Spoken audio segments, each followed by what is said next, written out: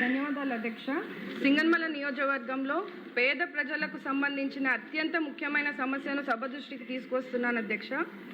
పేదల సొంతింటి కలను సాకారం చేయాలనే లక్ష్యంతో గతంలో మన చంద్రన్న ప్రభుత్వం చేసిన ఎన్టీఆర్ హౌసింగ్ స్కీమ్ కింద నియోజకవర్గంలో 2014-19 మధ్య పెద్ద ఎత్తున గృహ నిర్మాణాలు చేపట్టారు అధ్యక్ష. అయితే ఆ తర్వాత అధికారంలోకి వచ్చిన వైసీపీ ప్రభుత్వం రాజకీయ కక్షతో పూర్తయిన ఇల్లుల బిల్లులు ఆపేశారు అధ్యక్ష. ఈ పెండింగ్ బిల్లుల పరిష్కారంపై ఏమాత్రం దృష్టి పెట్టుకోకుండా ఎన్నో సంవత్సరాలుగా పేద లబ్ధిదారుల తీవ్రంగా ఇబ్బందులు పెడుతున్నారు అధ్యక్ష. తమ సొంత డబ్బులు ఖర్చు చేయడంతో పాటు అప్పులు చేసి ఇల్లు పూర్తి చేసుకున్న పేద కుటుంబాలు ఈరోజు ఎంతో ఇబ్బంది పడుతున్న పరిస్థితిని సభ దృష్టికి తెస్తున్నాను అధ్యక్ష. మొత్తం సింగనమల నియోజకవర్గంలో 1800 మంది పేద లబ్ధిదారుల బిల్స్ రావాల్సి ఉంది అధ్యక్ష. ఇది కేవలం గణాంకాలు కాదు అధ్యక్ష. ప్రతి సంఖ్య వెనుక ఒక పేద కుటుంబం ఉంది. ప్రతి పెండింగ్ బిల్లు వెనుక ఒక కుటుంబం చేసిన అప్పు ఉంది. ఎన్నో సంవత్సరాలుగా తమ సొంతింటి కోసం కష్టపడి పేద ప్రజల ఆశలు ఆవేదన ఇందులో ఉన్నాయి అధ్యక్ష. గత వైసీపీ ప్రభుత్వంలో తెలుగుదేశం ప్రభుత్వంలో కట్టిన బిల్లులు ఇవ్వకుండా, కొన్ని స్టార్ట్ అయిన ఇల్లులను కంప్లీట్ చేయనివ్వకుండా, అయితే కనీసం వైసీపీ ప్రభుత్వంలో శాంక్షన్ అయిన ఇల్లులు కట్టారంటే అది లేదు అధ్యక్ష. కనీసం ఒక ఇటుక కూడా వేయలేని పరిస్థితిని మనం చూసాం అధ్యక్ష. పేద ప్రజల సొంతింటి కలను గత ప్రభుత్వం నెరవేర్చకపోయింది అధ్యక్ష. ఇప్పుడు మన కూటమి ప్రభుత్వం, మన చంద్రబాబు నాయుడు గారి పరిపాలనలో పేదల సొంతింటి కలను సాకారం చేస్తున్నాము. అయితే సంవత్సరాలుగా పెండింగ్లో ఉన్న ఈ బిల్లులను పరిష్కరించాలని మీ ద్వారా మంత్రివర్యులను కోరుతున్నాను అధ్యక్ష. బొత్సల సుధీర్ గారు. కాళహస్తిలో కాకుండా మొత్తం ఆంధ్రప్రదేశ్లో కూడా ముఖ్యమైన సమస్య ఈరోజు రీసర్వే 2019 నుంచి 24 వరకు అధ్యక్ష. మరి చూస్తే జగన్మోహన్ రెడ్డి ప్రభుత్వంలో తుగ్లక్ ప్రభుత్వం లాగా ఇష్టం ఉన్నట్టు నీ పేరు మీద పొలం, నా పేరు మీద పొలం, నీ పేరు మీద మార్చేశారు అధ్యక్ష. తర్వాత మనం వచ్చిన తర్వాత కూడా మళ్ళా కూడా రీసర్వే చేసాం. రీసర్వే చేసిన తర్వాత ఆ శాటిలైట్ ఏదైతే సర్వే చేశామో దాంట్లో కూడా ఇబ్బందులు వచ్చి ఇంకా కూడా చాలా మటుకు పాస్బుక్స్ కావని వాళ్ళు ఏవైతే రైతులకి మరి ఏవైతే పొలాలు ఉన్నాయో అది ఒక్కొక్క వాళ్ళ దాంట్లో అనేక మంది పేర్లు, ఇప్పుడు ఒక్కొక్క ఎల్లయ్య పేరు మీద మల్లయ్య పేరు మీద ఎల్లయ్య వచ్చేసి ఈరోజు రైతులకి యూరియా కావచ్చు, సీడ్స్ కావచ్చు, లేదా తీసుకెళ్లి వాళ్ళ పెళ్లిలో, కూతురు పెళ్లిలో, కొడుకు పెళ్లిలో ఉండి తీసుకుపోయి బ్యాంకులో పెట్టుకొని వాళ్ళ సొంత భూమి మీద లోన్ తీసుకోవాలన్నా లేని పరిస్థితి అధ్యక్ష. తమ ద్వారా నేను కోరేది ఏంటంటే దయచేసి ఇది అట్మోస్ట్ అర్జెన్సీ అధ్యక్ష. దయచేసి ఊర్లలో కూడా చాలా ఇబ్బంది పడుతున్నాం.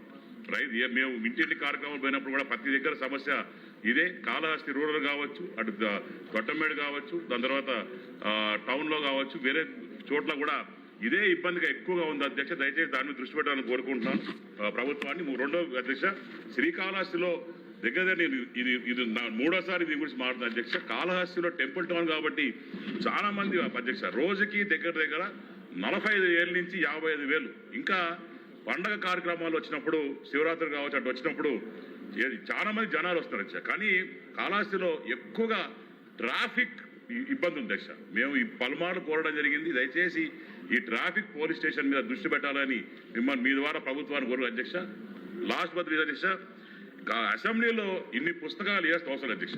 ఇవన్నీ పుస్తకాలు ఈ రకంగా అన్ని ఇస్తున్నారు. ఈ కాలంలో కూడా ఈ పుస్తకాలు ఇవ్వడం ఏంటి? ఈ కాలంలో కూడా మరి మీరు పెన్ డ్రైవ్ రూపంలో కానీ మీరు ఇగలితే బ్రహ్మాండంగా ఈరోజు టెక్నాలజీ వచ్చింది. బ్రహ్మాండంగా ఐప్యాడ్లు అవన్నీ ఇచ్చినాం. గూగుల్లో కూడా అప్లోడ్ చేసేసి ఏమేం కావాలో అన్ని ఇచ్చే అధ్యక్ష. దయచేసి దీంట్లో కూడా పెరు మార్పు తేవాలని మేము మీ ద్వారా కూడా నమస్కారం అధ్యక్ష. శ్రీమతి ప్రశాంతి రెడ్డి గారు. ధన్యవాదాలు అధ్యక్ష. మేము మొన్న ఇంటింటికి గ్రామాల్లో తిరుగుతున్నప్పుడు అధ్యక్ష, చాలామంది ఇది వరకు హౌస్ హోల్డ్ స్ప్లిట్టింగ్ అనేది ఉండేది. ఇప్పుడు అది మన ప్రభుత్వం అధికారంలోకి వచ్చిన తర్వాత ఇంతవరకు ఒక్కసారి కూడా ఈ హౌస్ హోల్డ్ స్ప్లిట్టింగ్ అనేది జరగలేదు అధ్యక్ష. దానివల్ల పేద ప్రజలు చాలా ఇబ్బంది పడుతున్నారు. ఎందుకంటే వాళ్ళకి రావాల్సిన మన ప్రభుత్వ ఏమేమైతే మనం ఇస్తున్నామో అవన్నీ కూడా లబ్ధిదారులకి అందటం లేదు అధ్యక్ష. దీని మీద మీ ద్వారా ప్రభుత్వాన్ని దృష్టి పెట్టాలని చెప్పి నేను కోరుకుంటాను అధ్యక్ష. అలాగే ఇందాకే శాసనసభ్యులు చెప్పినట్టు మేము ఇంటింటికి తిరిగేటప్పుడు మా కోవూరు కాన్స్టిట్యున్సీలో కూడా కొడవలూరు మండలంలో ఎప్పుడో 90 సంవత్సరాల క్రితం వాళ్ళకి ఇచ్చిన పొలాల్ని అప్పటి నుంచి వాళ్ళు సాగు చేసుకుంటూ వాళ్ళకి పట్టాదారు పాస్ పుస్తకాలు అన్నీ ఉన్నాయి అధ్యక్ష. కానీ మొన్న ఎలక్షన్ ముందు జరిగిన రీసర్వేలో 4 గ్రామాలకు చెందిన 400 ఎకరాలు గవర్నమెంట్ ల్యాండ్ కింద వాళ్ళకి రీసర్వేలో పడడం జరిగింది అధ్యక్ష. ఇది కూడా మీ ద్వారా నేను ప్రభుత్వం దృష్టికి తీసుకొస్తున్నాను అధ్యక్ష. ఇలాంటివి కాన్స్టిట్యున్సీలో ఎన్నో దగ్గరలో ఈ రీసర్వే ప్రాబ్లమ్స్ ఉన్నాయి అధ్యక్ష. ఇవన్నీ కూడా క్లియర్ చేయాలని చెప్పి మీ ద్వారా ప్రభుత్వాన్ని కోరుకుంటున్నాను అధ్యక్ష. ధన్యవాదాలు అధ్యక్ష. బోనెల విజయ్ కుమార్. ధన్యవాదాలు అధ్యక్ష. అధ్యక్ష, పార్వతీపురం నియోజకవర్గంలో మైనర్ ఇరిగేషన్ కింద అతి పురాతనమైన 2 ప్రాజెక్టులు ఉన్నాయి అధ్యక్ష. ఒకటి వరాలగడ్డ, ఇంకోటి అడారగడ్డ. ఈ వరాలగడ్డకి అడారగడ్డకి తెలుగుదేశం ప్రభుత్వమే కొబ్బరికాయ కొట్టింది అధ్యక్ష.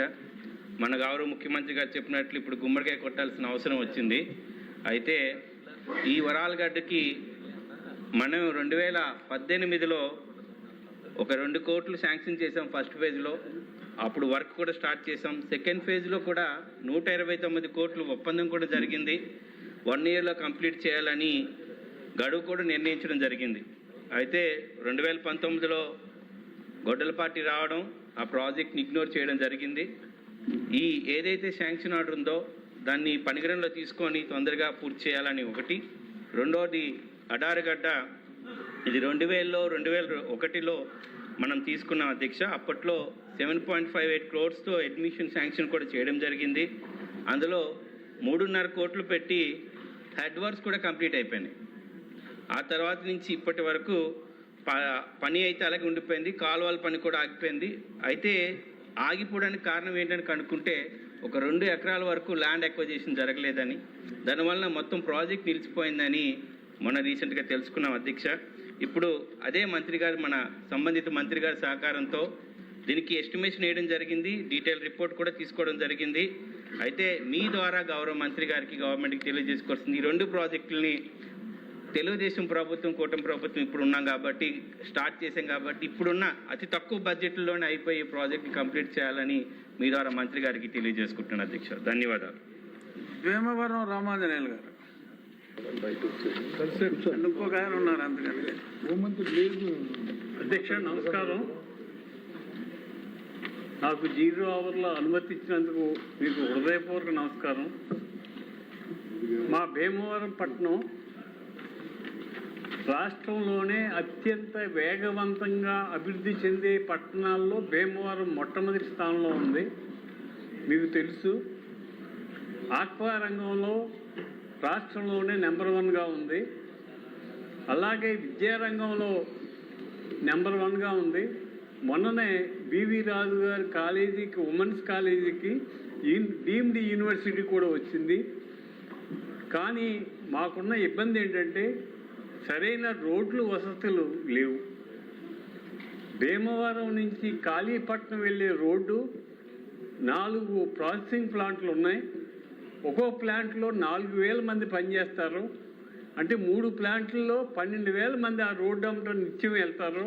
ఆ రోడ్డు లేదు సరిగా. అలాగే వీరవసర మండలంలో నవడూరు, మడుగు పోరవల లంక